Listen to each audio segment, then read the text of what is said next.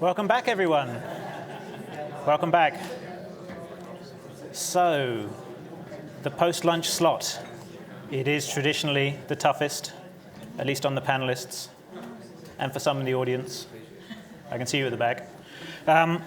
So to manage your lethargy, the program makers, they have prepared an excellent, is this a fireside chat or a panel? I think it's a panel. So, two excellent speakers, a fantastic moderator, how central banks can make experimental initiatives real. So, joining us virtually is Fritzi Köhler-Geib, Executive Board Member of the Deutsche Bundesbank, and here in person is Daranee Saeju, Assistant Governor of the Bank of Thailand. And moderating their discussion is Kenneth Gay. Kenneth heads the FinTech and Innovation Group at the Monetary Authority of Singapore. He previously led the MAS's Enterprise Knowledge Department, and he has overseen regulatory policy, Basel III implementation, and held roles in financial stability, international relations, reserves management, and enforcement. He is the central bank Swiss Army knife. So, Kenneth, over to you.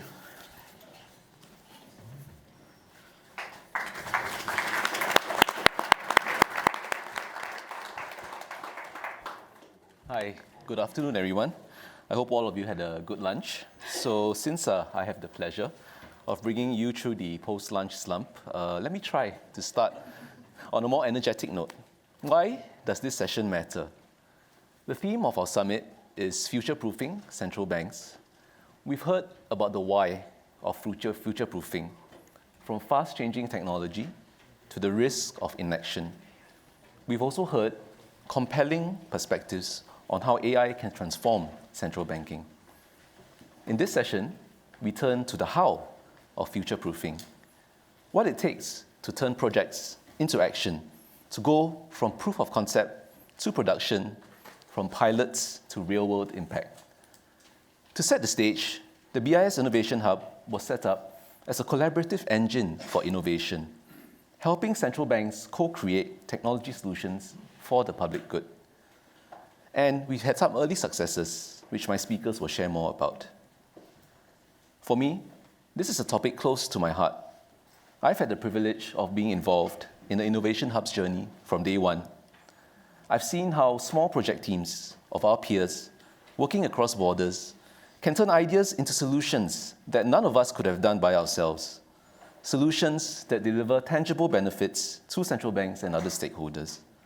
And that's why I'm excited to moderate this conversation and to learn alongside you from our speakers. The stakes for us here are clear. Whether it's harnessing AI or other priorities, innovation is no longer optional. For central banks, it's more than about technology. It's about stability, inclusion, and resilience in our financial system. Today's conversation will frame how we turn the innovation endeavors of central banks into lasting capabilities and outcomes. And this is where I turn to the expertise of our speakers. I'm delighted to have two distinguished central bankers joining me for this session. First, Daranee Saeju, Assistant Governor of the Bank of Thailand, joining me here on stage. Daranee leads payment systems policy, financial consumer protection, and fintech innovation at the Bank of Thailand. She has been a driving force in payments innovation and fintech in Thailand and beyond. Her insights today will be invaluable. Also, it's my pleasure to introduce virtually Dr. Fritzi Köhler-Geib, Executive Board Member of the Deutsche Bundesbank. Fritzi's portfolio at the Bundesbank covers areas like information technology, data and research, which makes her uniquely positioned to speak about innovation in central banking. She has been deeply involved in the Bundesbank's engagement with the BIS Innovation Hub and various cutting-edge projects. Welcome, Fritzi. So, Daranee, let me start with you. Project Nexus, which we heard about yesterday, connects domestic instant payment systems across borders, aiming to make cross-border payments faster, cheaper, and more accessible. Thailand has been a key player in Nexus's development. So what were the pivotal enablers that allowed Nexus to move from a pilot concept to real implementation? And how did you overcome challenges that arose? And lastly, what insights does Nexus offer for rolling out other innovation initiatives successfully? Thank you, Ken, and good afternoon all. I also try to be energetic, keep everybody up.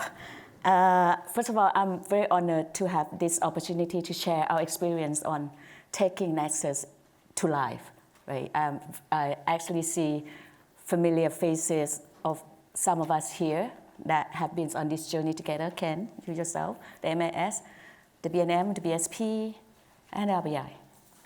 So I think the pivotal strategic enabler that is first and foremost help bring this to life is the fact that we have common vision, shared purpose to bring cheaper, faster, more transparent, more inclusive cross-border payments to us all. And it is this shared purpose that gives us determination to overcome any obstacle, any things that come our ways, because we know that Nexus would help us to achieve this goal together, right? So all the central bank, all the participating central bank, and the BIS Innovation Hub actually rally behind all this common vision together, and we see Nexus as a good solution to help achieve this in scale. And what do I think throughout this?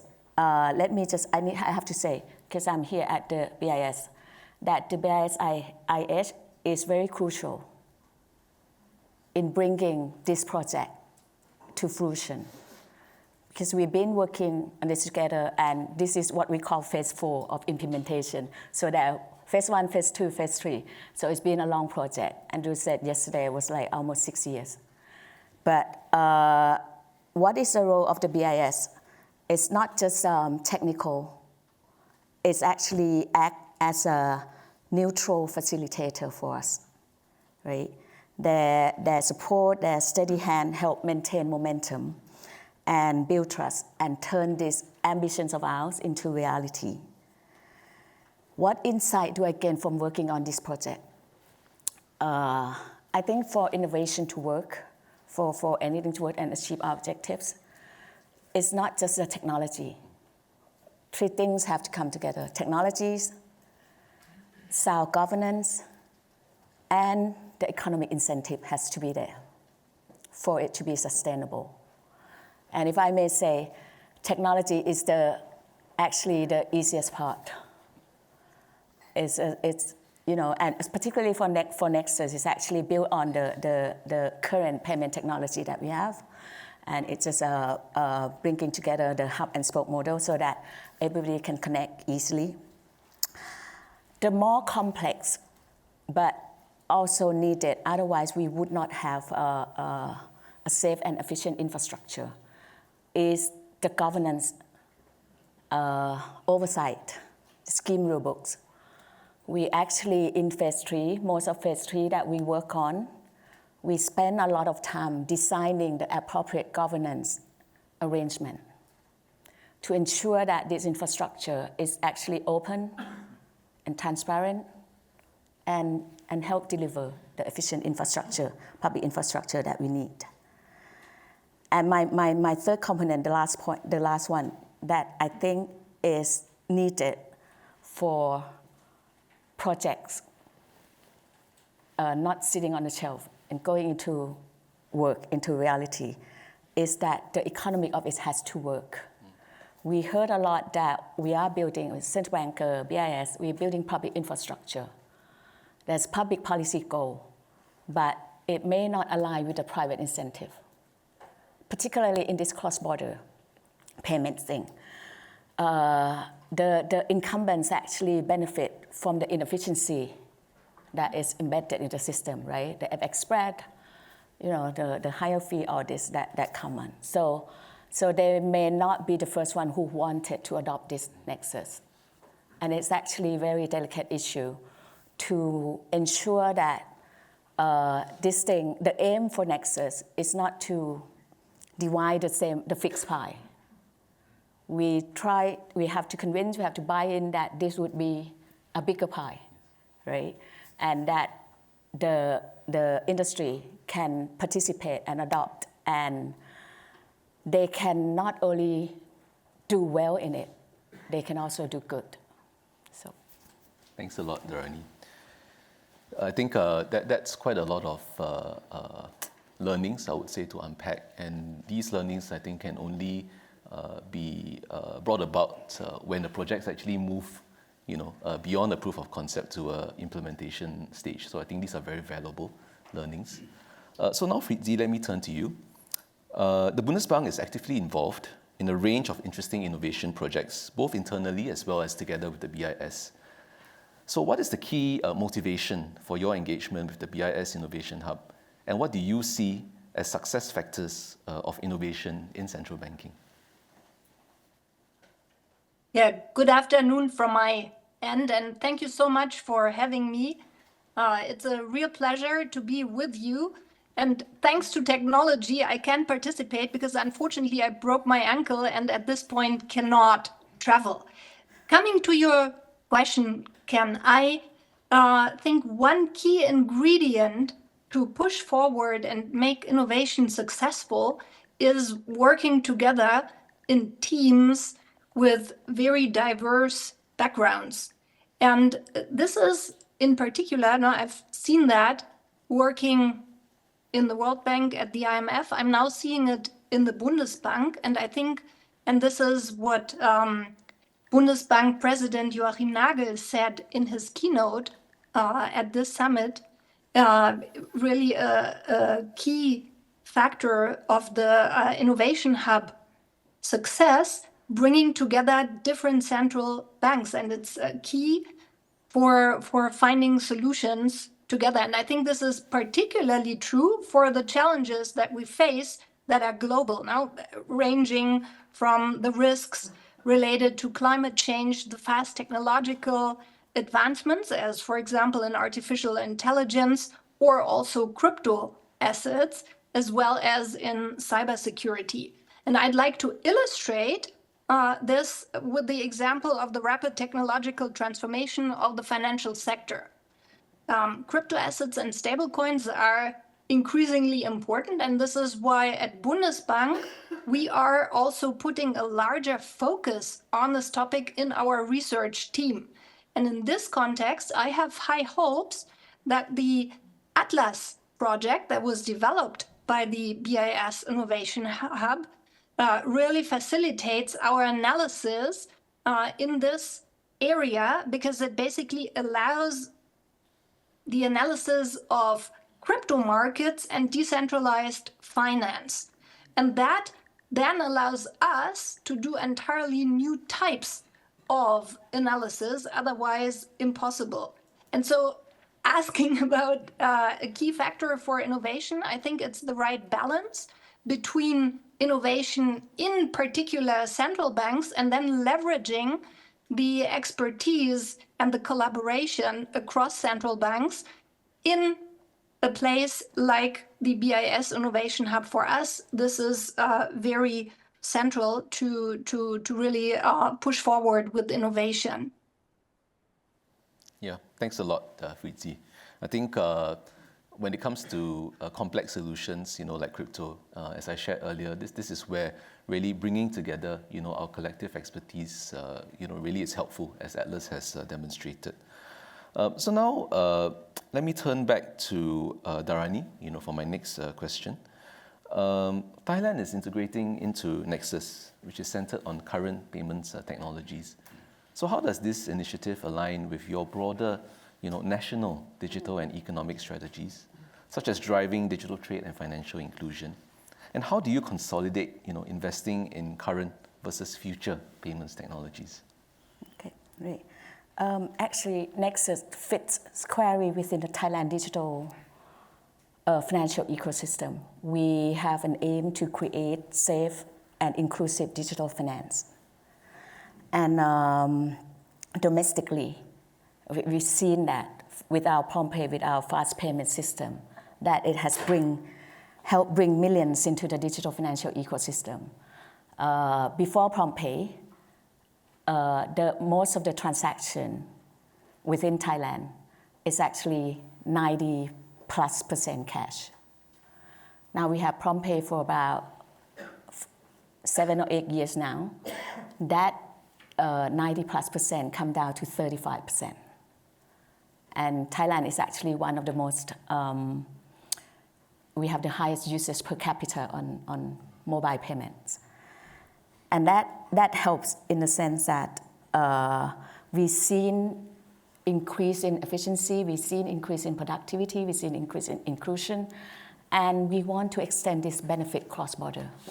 And Nexus is actually provides a scalable way to achieve that, right?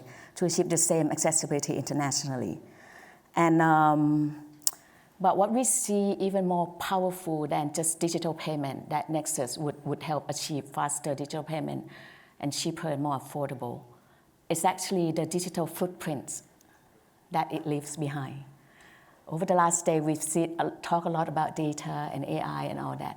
And I think this digital footprint would help to make SMEs, household, those marginal groups that get access to finance even more, right?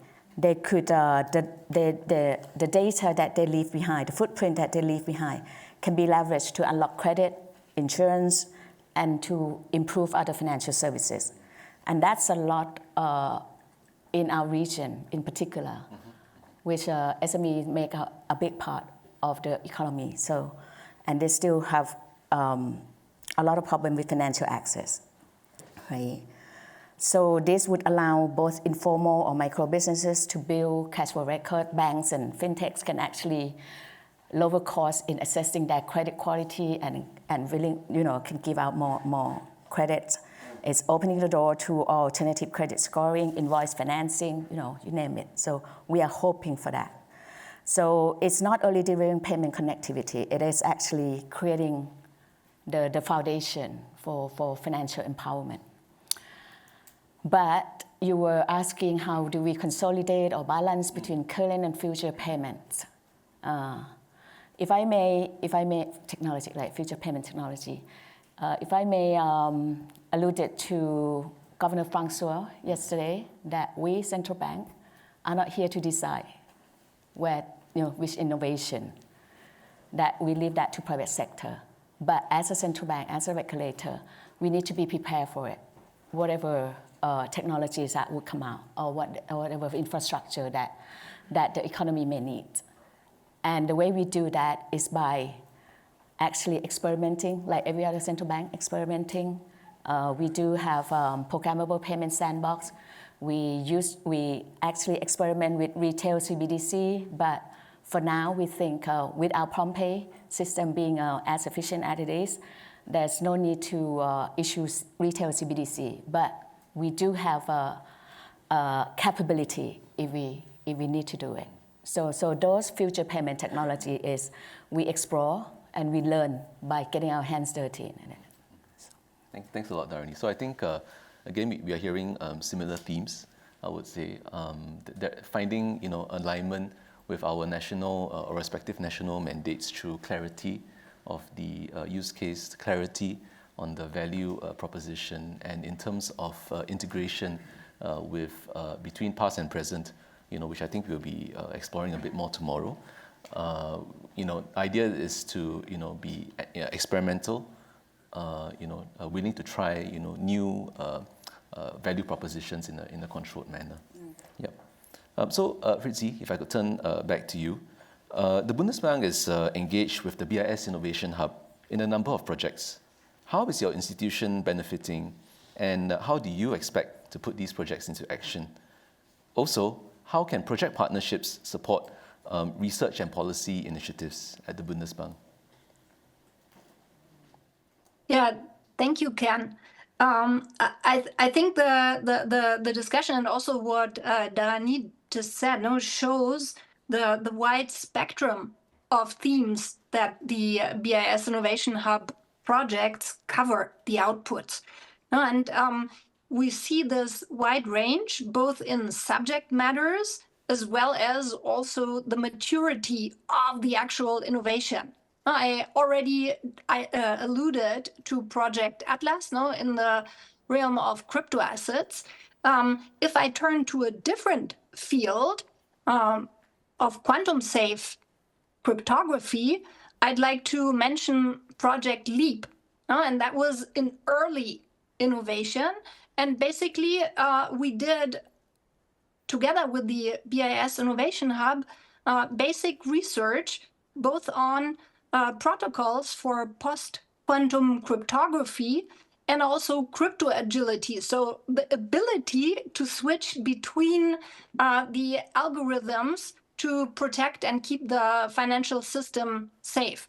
And we conducted this basic research together, and now we can, in the later phases, build upon that.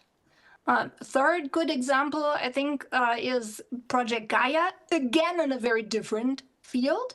And that basically is in the field of climate risk assessments and shows how the collaborative developments can be also leveraged by individual institutions to solve a common challenge. So the tool is basically a generative AI tool that helps to assess climate-related risks at a macro level by extracting structured data from large volumes of company reports, such as ESG disclosures.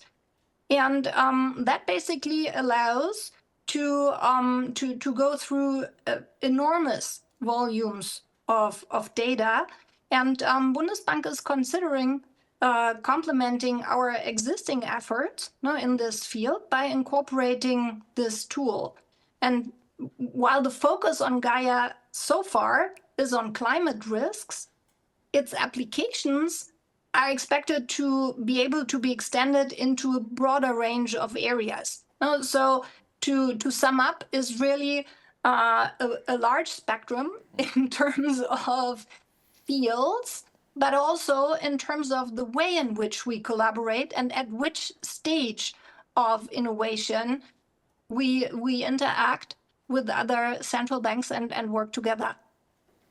Yeah, thanks a lot. I think the last point that you raised on the modalities, right, of the right modalities and pathways for collaboration are quite critical in helping to steer projects towards success.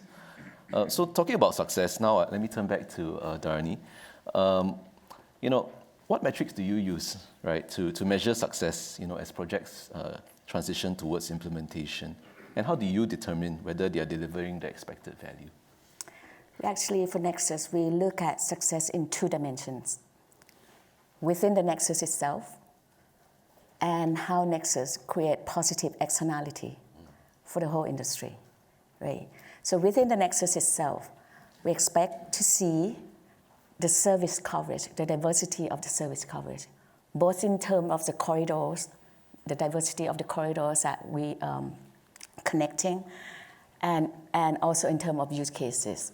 Starting with remittances, but then it could be B2B, B2C. So those would things that we look for, and also in line with the G20 target. All the performance efficiency, in terms of the speed within under 60 seconds for things to go through, and also another important aspect of Nexus is to drive down cost to below 3% for the remittances, right? So those are the things for Nexus. But we asked ourselves that whether Nexus making the whole industry better, making the whole industry deliver better service.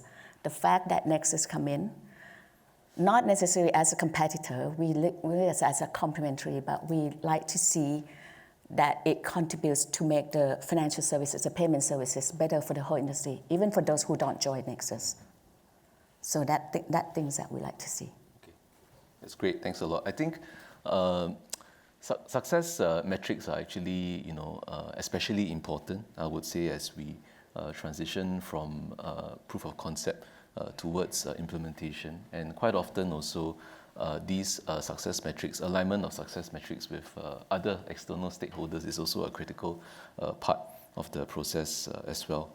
So, Fritzi, if I could turn back to you, Just now you shared about how Gaia and Spectrum leverage different technologies like AI to support policy analysis and also advanced data processing.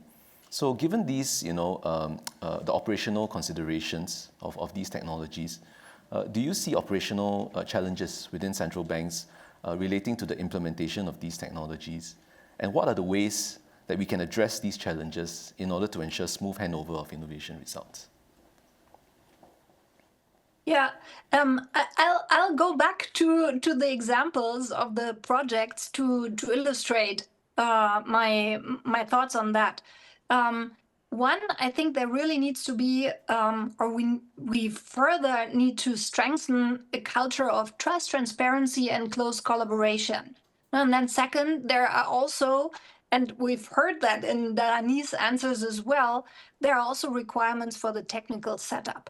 And talking about the trust and collaboration, the experimentation phase was very, very closely done together with Banque de France. No? And there was a readiness to learn from one another regarding the technical issues related to post-quantum cryptography, but also related to project management in this early stage of innovation, and bringing together those pieces of expertise of different institutions really made a huge difference, actually, in providing that innovation. When we come to the technical setup, I think Gaia is a very good example because it requires technical capabilities, in particular also the application programming interface, no, to allow the systems to work together. But at Bundesbank, we're at a very good place to be able to do this. And it requires to work further on those technical abilities to really incorporate such outputs into then the applications at the Bundesbank in our example now. And this is true for all the other central banks as well. So I'd like to mention those two at this point, no? The collaboration, trust mindset, and then the technical setup. Thanks a lot, Fritzi. I think this leads nicely to the last question that I hope to get a quick response from both of our speakers on, which is the notions of capacity building and knowledge transfer. So Fritzi spoke about the importance of technical capabilities and collaboration. All of these capabilities, right? How do you approach them, right, to ensure that innovations can be sustained beyond the initial project team? Daranee. Nexus itself is designed as a public infrastructure. And thanks to the BIS, actually, the details of how Nexus came to be is well documented and well reported by the BIS. And whether that is enough, we don't think so, right? So the Nexus itself is actually incorporated as a corporate setup. So in that setup itself, then there needs to be continuity in building sustainable knowledge. But as everything, what matters is investment in human capital, right? Everybody been talking that how you attract new talent, how do you keep them, how you upskill, and all these things need to be invested in. And what we found very good is if you get your hands dirty, we have teams that actually involve and not just reading it, but involved in experimenting. And that could help, but we need to expand that team. That's great. Great to know. How about you, Fritzi? What's your takeaways? Yeah, I think what is a particularly relevant point is basically the transition of a project into production. And for that, a well-planned handover is essential, where basically the project team supports the operational team during early production. And in the context of introducing outputs from BIS Innovation Hub, we've created internal communities of practice or working groups working on particular new technologies. Good example is the internal community of data science, where data scientists across the Bundesbank come together and share their experiences and knowledge. But also the exchange of expertise across institutions is key, no? As we've already seen before. And in that sense, I think that the BIS initiatives for community building and shared source frameworks are really welcome to provide and co-develop code, as well as sharing best practices. And with this together, I think it allows us as a central bank community to stay at the cutting edge of technology development, which we need to maintain and to pursue our mandates in maintaining price stability at this point. Yep. Thanks so much, Fritzi, for that. I think those are really, that's a great way really for us to wrap up. And let me just, give a quick set of, takeaways for everyone, given that, it's just past lunch and maybe, some of us may still be struggling, to stay awake. So let me wrap it up for you. So first, what did we take away from this? How do we future-proof ourselves, by turning our proofs of concepts into production? First, what's very important? Shared purpose and clear value propositions, right? Projects succeed when all parties agree clearly on what is the problem to solve, whether it's cheaper, faster, cross-border payments, financial inclusion, climate risk, or quantum. Second, alignment of incentives. Framing the collaboration clearly gives the project legitimacy and encourages participation beyond narrower institutional interests. We heard a lot also about the importance of commercial alignment, commercial incentives, and we also need to take into account positive externalities. Next, what is also needed? Strong cultural enablers inside central banks and with the private sector. We hear a lot about the importance of trust, transparency, and careful experimentation. And projects succeed when there is mutual trust, clear governance, and aligned incentives. Finally, projects need clear integration and adoption pathways. Beyond proof of concept, institutions must plan for how products will be measured and adopted.